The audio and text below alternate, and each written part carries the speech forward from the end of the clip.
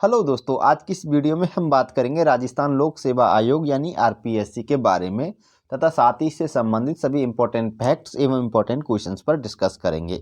तो चलते हैं अपनी वीडियो की तरफ। आज की इस वीडियो में हम बात करने वाले हैं राजस्थान लोक सेवा आयोग यानी आरपीएससी के बारे में। तो ध्यान देने योग्य बात यह है दोस्तों, क्योंकि इस वीडियो में हमने आरपीएससी से संबंधित प्रत्येक फैक्ट्स एवं प्रत्येक क्वेश्चंस को शामिल किया है। तो वीडियो को अंत तक अवश्य पढ़िएगा, क्योंकि इस वीडियो में मिलने वाली है आपको आरपीएससी से संबंधित सभी जानकारियां। तो शुरुआत करते हैं अपने टॉपिक को। आज के इस टॉपिक में हमारा पहला प्रश्न है कि राजस्थान गठन के समय राज्य के कितने प्रांतों में लोक सेवा आयोग कार्यरत थे। ध्यान देने योग्य बात यह है कि जब राजस्थान का गठन हुआ था तो राजस्थान गठन के समय यानी प्रारंभ की बात हो रही है, स्टार्टिंग की, राजस्थान के एकीकरण के समय की बात हो रही है। जब एकीकरण का प्रारंभ किया गया यानी हम कुल मिला के कह सकते हैं हमारा देश आज़ाद हुआ, उस समय की बात है। तो उस समय राजस्थान में कुल कितने प्रांतों में लोक सेवा आयोग कार्यरत थे? तो इसका सही आंसर है 3 प्रांतों में। अभी समझने वाली बात यह है कि भारत शासन अधिनियम 1919 के तहत भारत में लोक सेवा आयोग की स्थापना की गई थी ली कमीशन की सिफारिश पर। तो राजस्थान में कई सारी रियासतें थी, केवल उन सभी रियासतों में केवल 3 ऐसी रियासत थी जहाँ पे लोक सेवा आयोग कार्यरत थे अंग्रेजों के समय। वो रियासतें थी जयपुर, जोधपुर, बीकानेर। इन तीनों रियासतों में क्या थे? लोक सेवा आयोग कार्यरत थे। अब भारत देश आज़ाद हो गया, राजस्थान का गठन हो गया, तो उसके बाद में राजस्थान में क्या हुआ? राजस्थान लोक सेवा आयोग के नाम से एक नए आयोग का गठन हुआ। उसके बारे में आज हम पढ़ने वाले हैं। देखिए, दूसरा क्वेश्चन है हमारा कि रियासतों के एकीकरण के बाद गठित राजस्थान में योग्य लोक सेवकों की भर्ती के लिए सलाह देने हेतु किस आयोग की स्थापना की गई थी? सही आंसर इसका राजस्थान लोक सेवा आयोग की, जिसको हम आरपीएससी भी बोलते हैं इंग्लिश में। इसकी फुल फॉर्म होती है राजस्थान पब्लिक सर्विस कमीशन की। क्लियर। बात करते हैं हम नेक्स्ट क्वेश्चंस की कि राजस्थान लोक सेवा आयोग की स्थापना कब हुई और कहां पर की गई थी। तो ये आपको बता दें कि राजस्थान लोक सेवा आयोग की स्थापना 22 दिसंबर 1949 को हुई थी जयपुर में। अब यहाँ पे ध्यान देने योग्य बात यह है कि 20 अगस्त 1949 को राजस्थान लोक सेवा आयोग अध्यादेश 1949 प्रभाव में आया था। तो कई जगह कई सारी बुकों में अगर बात की जाए राजस्थान लोक सेवा आयोग की स्थापना की तो 20 अगस्त 1949 डेट मिलती है। तो ऐसा नहीं है, वो भी डेट सही मानी जाती है, ज़्यादातर बुकों में ये दी गई है। लेकिन आप बात करें एक्चुअल डेट की कि एक्चुअल कब प्रभाव में कब स्थापना हुई थी, कब अस्तित्व में आया था, वो डेट है 22 दिसंबर 1949। जो आरपीएससी की मेन वेबसाइट है उस पर इसकी स्थापना की जो डेट है वो 22 दिसंबर 1949 बताई गई है। हाँ, 20 अगस्त 1949 को क्या हुआ था? राजस्थान लोक सेवा आयोग अध्यादेश 1949 प्रभाव में आ गया था। पॉइंट क्लियर है यहाँ तक? बात करते हैं नेक्स्ट अगले क्वेश्चन की कि राजस्थान लोक सेवा आयोग की स्थापना संविधान के किस अनुच्छेद के तहत की गई थी? तो इसका सही आंसर है अनुच्छेद 315 के तहत राजस्थान लोक सेवा आयोग की स्थापना की गई थी। पॉइंट क्लियर है यहाँ तक? बात करते हैं नेक्स्ट अगले क्वेश्चंस की। अगले क्वेश्चन की तरफ चलने से पहले कुछ फैक्ट्स हैं, कुछ अनुच्छेद हैं लोक सेवा आयोग से संबंधित, उन सभी अनुच्छेदों पर डिस्कस कर लीजिएगा। देखिए, सबसे पहले हम बात करेंगे अनुच्छेद 315 की कि अनुच्छेद 315 के अनुसार संघ सरकार के लिए संघ लोक सेवा आयोग और प्रत्येक राज्य के लिए राज्य लोक सेवा आयोग गठित होगा। ये आपको याद रखनी है। संघ लोक सेवा आयोग को यूनियन पब्लिक सर्विस कमीशन भी कहते हैं और राज्य लोक सेवा आयोग को एसपीएससी कहते हैं। यानी जैसे राजस्थान का है तो राजस्थान को बोलेंगे आरपीएससी यानी राजस्थान पब्लिक सर्विस कमीशन। तो ये अनुच्छेद 315 के अनुसार क्या होगा? संघ के लिए तो संघ लोक सेवा आयोग का गठन किया जाएगा और राज्यों के लिए राज्य लोक सेवा आयोग को गठन किया जाएगा आर्टिकल 315 के तहत। ठीक है, ये बात याद रखनी है। अब बात करें अनुच्छेद 316 के अनुसार क्या होगा? तो अनुच्छेद 316 के अनुसार जो लोक सेवा आयोग हैं उनके अध्यक्ष और सदस्यों के कार्यकाल के बारे में बतलाया गया है आर्टिकल 316 में। अब यहाँ पे कंफ्यूजन होने वाली बात ये बिल्कुल कंफ्यूज मत होइएगा कि संघ लोक सेवा आयोग के सदस्य और राज्य लोक सेवा आयोग के अध्यक्ष या सदस्य, इन दोनों के लिए आर्टिकल 316 में ही प्रावधान दिए गए हैं। जितने भी लोक सेवा आयोग हैं, चाहे वो संघ का हो चाहे राज्य का हो, दोनों के लिए जितने भी प्रावधान है वो एक ही आर्टिकल में आपको मिलेंगे। एक बात आप यहाँ पे समझ लीजिएगा। बात करें अनुच्छेद 317 की, तो अनुच्छेद 317 के अनुसार क्या होगा कि लोक सेवा आयोग के अध्यक्ष व सदस्यों को हटाने का प्रावधान व प्रक्रिया अनुच्छेद 317 में दी गई है। ये बात आपको समझ लेनी है। पॉइंट क्लियर है यहाँ तक? चाहे वो संघ लोक सेवा आयोग का अध्यक्ष हो, सदस्य हो, चाहे राज्य लोक सेवा आयोग का अध्यक्ष या सदस्य हो, उनको हटाने का प्रावधान आर्टिकल 317 में मिलेगा। Point clear? बात करते हैं नेक्स्ट अगले पॉइंट की। हम बात करेंगे आर्टिकल 319 की, अनुच्छेद 319 की। इसमें क्या है कि लोक सेवा आयोग के अध्यक्ष व सदस्यों के प्रतिबंध या प्रतिषेध दिए गए हैं, ये बात आपको नोट कर लेनी है। बात करते हैं अनुच्छेद 320 की। तो अनुच्छेद 320 में लोक सेवा आयोग के कार्य दिए गए हैं, जैसे नियुक्ति हेतु भर्ती परीक्षा का आयोजन करना इत्यादि कई सारे कार्य होते हैं। उन सभी कार्यों का जो वर्णन है वो आर्टिकल 320 में आपको मिलेगा। आर्टिकल 323 के बारे में बात करें तो आर्टिकल 323 बहुत इंपॉर्टेंट आर्टिकल है, एग्जाम में बहुत ज़्यादा पूछा जाता है। इस आर्टिकल के अनुसार क्या होगा कि लोक सेवा आयोग द्वारा वार्षिक प्रतिवेदन वार्षिक प्रतिवेदन है वो सौंपा जाएगा राज्यपाल या राष्ट्रपति को। अगर संघ लोक सेवा आयोग के अध्यक्ष है, संघ लोक सेवा आयोग है तो वो अपना वार्षिक प्रतिवेदन राष्ट्रपति को सौंपेगा, और राज्य लोक सेवा आयोग है तो वह अपना वार्षिक प्रतिवेदन राज्यपाल को सौंपेगा। ऐसा वर्णन किसमें मिलेगा? आर्टिकल 323 में मिलेगा। इंपॉर्टेंट आर्टिकल है, बहुत ही ज़्यादा पूछा जाता है। किस प्रकार पूछा जाएगा? राजस्थान पूछा जाता है कि राजस्थान लोक सेवा आयोग अपना वार्षिक प्रतिवेदन किसे सौंपता है? तो राज्यपाल को। ठीक है, अगर अब यही क्वेश्चन अगर संघ लोक सेवा आयोग के द्वारा पूछा जाए कि संघ लोक सेवा आयोग अपना वार्षिक प्रतिवेदन किसे सौंपेगा? तो राष्ट्रपति को। और दोनों के लिए आर्टिकल सेम है, आर्टिकल 323 के अनुसार। क्लियर? अब बात करते हैं नेक्स्ट अगले पॉइंट की। अगले क्वेश्चन में दिया गया है कि किस समिति की सिफारिश पर वर्ष 1956 में राजस्थान लोक सेवा आयोग का मुख्यालय जयपुर से, कहां से? जयपुर से अजमेर स्थानांतरित किया गया। मैंने बताया था 1949 में राजस्थान लोक सेवा आयोग यानी आरपीएससी का जो मुख्यालय था वो कहां पे था? जयपुर में। अब 1956 में इसका मुख्यालय जयपुर से बदलकर कहां पे कर दिया गया? अजमेर में। और किस समिति की सिफारिश पर किया गया? सत्यनारायण राव समिति की सिफारिश पर कर दिया गया। तो याद रखना कि राजस्थान लोक सेवा आयोग का जो वर्तमान मुख्यालय है वो घूघरा घाटी अजमेर में अवस्थित है। इससे पहले कहां पे था? जयपुर में। क्लियर? कंफ्यूज मत हो जाना बिल्कुल भी। अब बात करता हूं मैं नेक्स्ट अगले क्वेश्चन की कि राजस्थान लोक सेवा आयोग के अध्यक्ष व सदस्यों की नियुक्ति किसके द्वारा की जाती है? तो आपको बता दें कि राजस्थान लोक सेवा आयोग यानी आरपीएससी के अध्यक्ष व सदस्यों की नियुक्ति राज्यपाल के द्वारा की जाती है। ये बात आपको नोट कर लेनी है। इसके साथ साथ में मैं आपको संघ लोक सेवा आयोग के बारे में भी बता रहा हूँ। देखिए, संघ लोक सेवा आयोग यानी यूपीएससी, यहाँ पे संघ लोक सेवा आयोग को इंग्लिश में क्या बोलते हैं? यूपीएससी बोलते हैं। तो यूपीएससी के जो अध्यक्ष व सदस्य होंगे उनकी नियुक्ति कौन करेगा? राष्ट्रपति करेगा। और किस आर्टिकल के तहत? आर्टिकल 316 के तहत।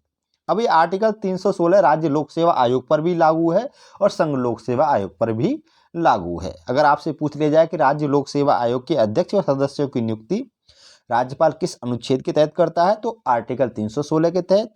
अगर आपसे ये भी पूछ ले कि संघ लोक सेवा आयोग के अध्यक्ष व सदस्यों की नियुक्ति राष्ट्रपति किस अनुच्छेद के तहत करता है? तो आर्टिकल 316 के तहत। क्लियर?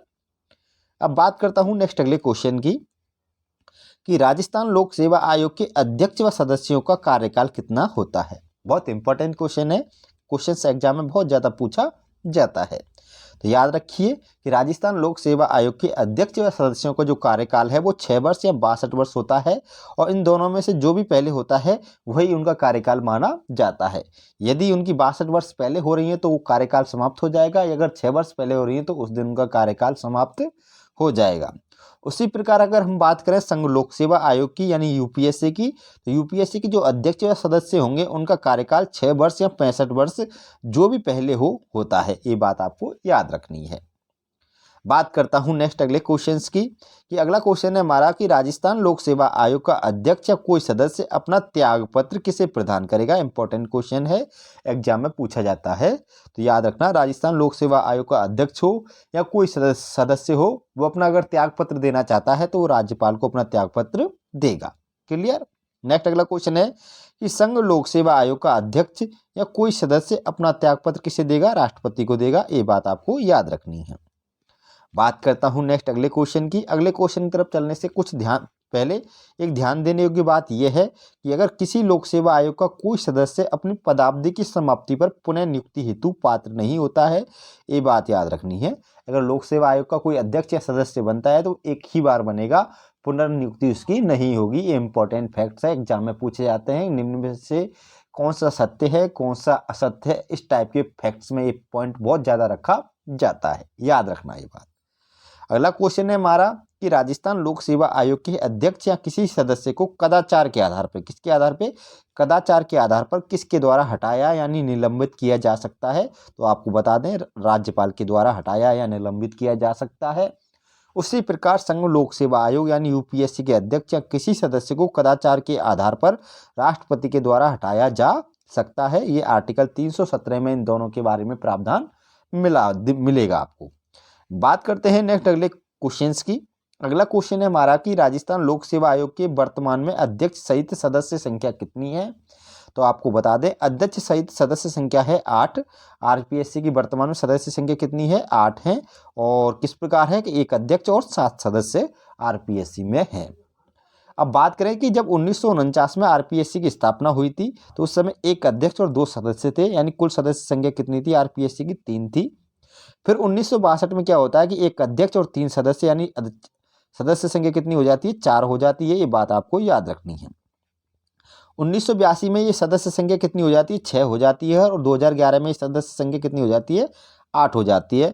ये बात आपको याद रखनी है। क्लियर हो गए यहाँ तक सारे फैक्ट्स? आप समझ लीजिएगा। यहाँ से बात करता हूँ नेक्स्ट अगले क्वेश्चंस की कि राजस्थान लोक सेवा आयोग अपने कार्यों का वार्षिक प्रतिवेदन प्रस्तुत करता है। इंपॉर्टेंट क्वेश्चन है, बहुत ज़्यादा क्वेश्चन एग्जाम में पूछा जाता है, याद रखना। तो राजस्थान लोक सेवा आयोग अपने जो कार्यों का वार्षिक प्रतिवेदन है यानी ईयरली रिपोर्ट है, वो राज्यपाल के समक्ष प्रस्तुत करता है। उसी प्रकार संघ लोक सेवा आयोग अपने कार्यों का वार्षिक प्रतिवेदन राष्ट्रपति के समक्ष प्रस्तुत करता है और इस चीज के बारे में प्रावधान आर्टिकल 323 में मिलता है। ठीक है, राष्ट्रपति या राज्यपाल अपने प्रतिवेदन प्राप्त होने पर उसे यथास्थिति संसद या राज्य विधानमंडल के समक्ष रखवाते हैं या रखते हैं। ठीक है, ये बात याद रखनी है। अगर कोई वार्षिक प्रतिवेदन है राज्य लोक सेवा आयोग के द्वारा राज्यपाल को प्रस्तुत किया गया है तो राज्यपाल उसको कहाँ पे प्रस्तुत करेगा? राज्य विधानमंडल में प्रस्तुत करेगा। अगर संघ लोक सेवा आयोग यानी यूपीएससी के द्वारा वार्षिक प्रतिवेदन राष्ट्रपति को दिया गया है तो राष्ट्रपति उसे संसद में प्रस्तुत करेगा। पॉइंट क्लियर है यहाँ तक? बात करते हैं नेक्स्ट अगले क्वेश्चंस की हमारे की। अगला क्वेश्चन है हमारा कि राजस्थान लोक सेवा आयोग का एक सचिवालय होता है जिसका कार्यपालक कौन होता है? तो आपको बता दें कि जो राजस्थान लोक सेवा आयोग सचिवालय होता है उसका कार्यपालक सचिव होता है, जो प्राय क्या होता है? एक प्रशासनिक सेवा का सदस्य होता है या प्रशासनिक अधिकारी होता है। नेक्स्ट अगला क्वेश्चन है हमारा कि राजस्थान लोक सेवा आयोग कितने संभागों में विभक्त है यानी कितने भागों में बटा हुआ है? तो इसका सही आंसर है 6 भागों में बटा हुआ है। वो 6 भाग कौन कौन से हैं? प्रशासनिक संभाग पहले भाग का नाम, दूसरा भाग के नाम है भर्ती संभाग, और तीसरे भाग का नाम है परीक्षा संभाग, और चौथे भाग का नाम है लेखा संभाग, पांचवें भाग का नाम है विधि संभाग, और छठे भाग का नाम है शोध संभाग। ठीक है, ऐसा पूछ लेता है, यहाँ से क्वेश्चन इंपॉर्टेंट बन जाते हैं कि निम्न में से कौन सा भाग, कौन सा संभाग आरपीएससी से संबंधित नहीं है। तीन नाम इनमें से उठाएगा, एक नाम अलग से रख देगा, और क्वेश्चन बनाने में कितनी देर लगती है आप खुद समझते हो, खुद समझदार हो इस बात। क्वेश्चन कहीं से भी कैसे भी तोड़ मरोड़ कर बनाया जा सकता है। अब देखिए बात करता हूं नेक्स्ट अगले क्वेश्चंस की कि राजस्थान लोक सेवा आयोग द्वारा वर्ष 1990 तक सभी परीक्षाएं किस प्रणाली से आयोजित की जाती थी? तो याद रखना, वर्णनात्मक प्रणाली से सभी परीक्षाएं 1990 तक आयोजित होती थी, यानी थ्योरेटिकल होती थी, लिखित पेपर होता था। ठीक है, तो अब देखिए राजस्थान लोक सेवा आयोग के कार्यों के बारे में बता देता हूं कि कौन सा कार्य कब कब स्टार्ट हुए। तो याद रखना 1950-51 ईस्वी में सर्वप्रथम लिखित परीक्षा का आयोजन किया गया था आरपीएससी के द्वारा। 1954-55 में प्रथम साक्षात्कार आयोजित किया गया था आरपीएससी के द्वारा। उसके बाद में वर्ष 1977 में पहली बार समीक्षा परीक्षा का आयोजन किया गया था आरपीएससी के द्वारा। वर्ष 1991-92 में पहली बार वस्तुनिष्ठ परीक्षा यानी ओएमआर उत्तर पत्रक के माध्यम से आयोजित हुई थी आरपीएससी के द्वारा। वर्ष 1995 में आवेदन पत्रों का सरलीकरण कर ओएमआर पर आमंत्रित किए गए थे आरपीएससी के द्वारा। 1999 में आयोग की वेबसाइट का प्रारंभ हुआ था और 2010 में वेबसाइट द्वारा प्रवेश पत्र डाउनलोड करने की सुविधा का प्रारंभ हुआ था आरपीएससी के द्वारा। ये थे आरपीएससी से संबंधित कुछ इंपॉर्टेंट फैक्ट्स। इन सभी फैक्ट्स को याद रखिएगा क्योंकि इनमें से क्वेश्चंस बना सकते हैं कि निम्न में से कौन सा कथन सत्य है आरपीएससी के संबंध में। क्लियर? अब देखिए नेक्स्ट बात करते हैं हम अगले क्वेश्चंस की। अगला क्वेश्चन है हमारा कि 2 या 2 से अधिक राज्यों के लिए संयुक्त लोक सेवा आयोग के अध्यक्ष व सदस्यों की नियुक्ति कौन करेगा? तो याद रखना कि जब 2 या 2 से अधिक राज्यों के लिए एक संयुक्त लोक सेवा आयोग बनाया जा रहा है तो उसके जो अध्यक्ष और सदस्य होंगे उनकी नियुक्ति कौन करेगा? भारत का राष्ट्रपति करेगा। ठीक है। नेक्स्ट अगला क्वेश्चन है हमारा कि राजस्थान लोक सेवा आयोग के प्रथम अध्यक्ष कौन थे? तो राजस्थान लोक सेवा आयोग के प्रथम अध्यक्ष थे सर एस.के. घोष। क्लियर। अब बात करता हूं नेक्स्ट अगले क्वेश्चंस की। अगला क्वेश्चन है हमारा कि राजस्थान लोक सेवा आयोग के अध्यक्ष के रूप में किसका कार्यकाल सबसे लंबा रहा था? तो इसका सही आंसर है डी.एस. तिवारी का कार्यकाल सबसे लंबा रहा था आरपीएससी के अध्यक्ष के रूप में, और इनका कार्यकाल 1951 से 1958 ईस्वी तक रहा था। ठीक है। बात करता हूं नेक्स्ट अगले क्वेश्चंस की कि राजस्थान लोक सेवा आयोग के किस अध्यक्ष के समय प्रथम बार परीक्षा प्रणाली को वस्तुनिष्ठ प्रकार में परिवर्तित कर ओएमआर सीट पर परीक्षा का आयोजन किया गया था? तो याद रखना उस समय अध्यक्ष थे यतीन्द्र सिंह। इंपॉर्टेंट क्वेश्चन है, एग्जाम में पूछा जाता है। ठीक है। ये दोनों क्वेश्चन इंपॉर्टेंट है, नोट्स लगा लिएगा क्योंकि एग्जाम में कई बार पूछे गए हैं आरपीएससी के द्वारा खुद, और इम्पोर्टेंट हैं ये आपके लिए। नेक्स्ट अगला क्वेश्चन है हमारा कि किस व्यक्ति ने राजस्थान लोक सेवा आयोग के सचिव एवं अध्यक्ष दोनों पदों पर कार्य किया है? यानी सचिव भी रहे हैं आरपीएससी के और आरपीएससी के अध्यक्ष भी रहे हैं, दोनों पदों पर कार्य किया है। वो व्यक्ति हैं नंद किशोर बैरवा। इंपॉर्टेंट है, यानी एन.के. बैरवा। ज़्यादातर एन.के. बैरवा के नाम से ऑप्शन में रखे जाते हैं। इनका फुल नाम है एन.के. का नंद किशोर बैरवा। क्लियर। नेक्स्ट अगला क्वेश्चन है कि राजस्थान के कौन से राज्यपाल बनने से पूर्व राजस्थान लोक सेवा आयोग के क्या थे? सदस्य। अध्यक्ष की बात नहीं हो रही, सदस्य की बात हो रही है। ठीक है। 7 सदस्य होते ना और एक अध्यक्ष होता है, तो ये सदस्य थे। तो राजस्थान के ऐसे कौन से राज्यपाल हैं जो आरपीएससी के सदस्य रहे थे? तो याद रखना रघुकुल तिलक। इंपॉर्टेंट क्वेश्चन है, एग्जाम में पूछे जाते हैं। ये सारे क्वेश्चंस एकदम सेलेक्टेड मटेरियल है आपके लिए कंप्लीटली। आप पढ़ेंगे तो आनंद आ रहा होगा आपको। देखिए, राजस्थान के कौन से कार्यवाहक मुख्य सचिव राजस्थान लोक सेवा आयोग के सदस्य रहे थे? ठीक है। तो याद रखना, तो कौन थे? एस.डी. उज्ज्वल। ठीक है। एस.डी. उज्ज्वल ये कार्यवाहक मुख्य सचिव भी रहे हैं राजस्थान के, और ये राजस्थान लोक सेवा आयोग के क्या थे? सदस्य भी थे। क्लियर। बात करता हूं नेक्स्ट अगले क्वेश्चन की कि राजस्थान लोक सेवा आयोग यानी आरपीएससी की कौन सी महिला सदस्य संघ लोक सेवा आयोग यानी यूपीएससी की सदस्य भी रही थी? यानी ये आरपीएससी की सदस्य रही, उसके अलावा ये यूपीएससी की सदस्य भी रही थी। अब आपको मैंने स्टार्टिंग बताया था कि कोई भी व्यक्ति होगा राजस्थान लोक सेवा आयोग का, वो केंद्रीय सरकार के अधीन किसी भी पद पर कार्य नहीं करेगा। एक बात याद रखनी है। दूसरी बात, वो पुनर्नियुक्ति के लिए पात्र नहीं होगा, यानी दोबारा उसकी नियुक्ति नहीं होगी। लेकिन वो किसी भी राज्य के लोक सेवा आयोग में या संघ लोक सेवा आयोग में अध्यक्ष या सदस्य पद पर नियुक्त हो सकता है। ये बात आपको याद रखनी है। क्लियर। बात याद रखना।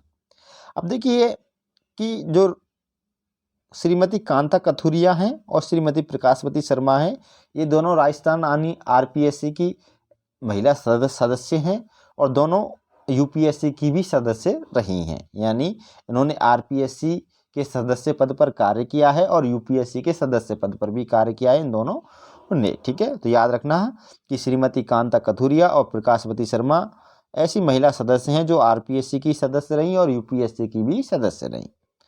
अब देखिए नेक्स्ट अगला पॉइंट है हमारा, फैक्ट्स है, इंपॉर्टेंट है ये कि राजस्थान लोक सेवा आयोग की अब तक की प्रमुख महिला सदस्य हैं।